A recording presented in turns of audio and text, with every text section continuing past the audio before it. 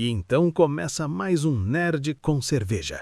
Puxa a cadeira, meu nobre aventureiro de taverna, porque hoje o assunto é de peso. Se você sentiu um tremor na força ou um glitch na Matrix hoje, não foi o seu Wi-Fi. É que o mundo recebeu a notícia que parecia impossível nos roteiros de Hollywood.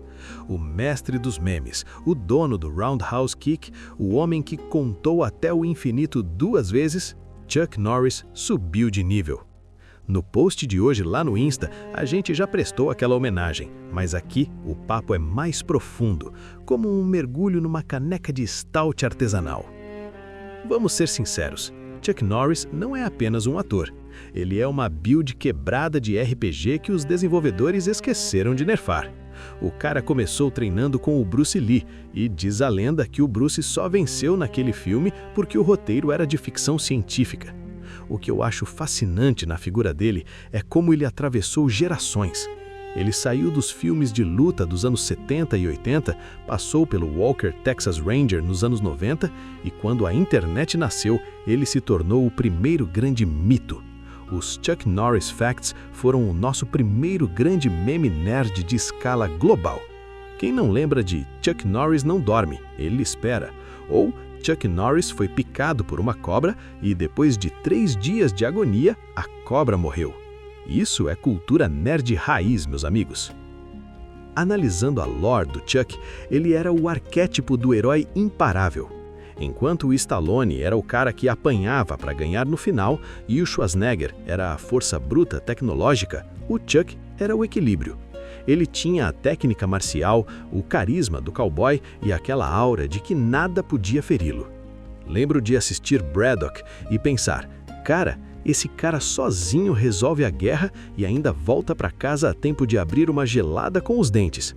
Ele era o nosso herói de side-scroller da vida real. Se a vida fosse um jogo de plataforma, o Chuck Norris seria o código de God Mode, invencibilidade, ativado direto no hardware. Momento Cerveja. Agora, imagina esse cenário aqui na nossa taverna. Se o Chuck Norris entrasse num boteco geek hoje, ele não pediria o cardápio. Ele simplesmente olharia para o barril e a cerveja se autosserviria por puro respeito. Mas falando sério, entre um gole e outro, a gente percebe que essas lendas do cinema de ação moldaram muito do que consumimos hoje nos games de luta e nos filmes de super-heróis. Beber uma hoje em homenagem ao Chuck é celebrar uma era onde os heróis eram unidimensionais, sim, mas eram a nossa maior inspiração de coragem e XP acumulado.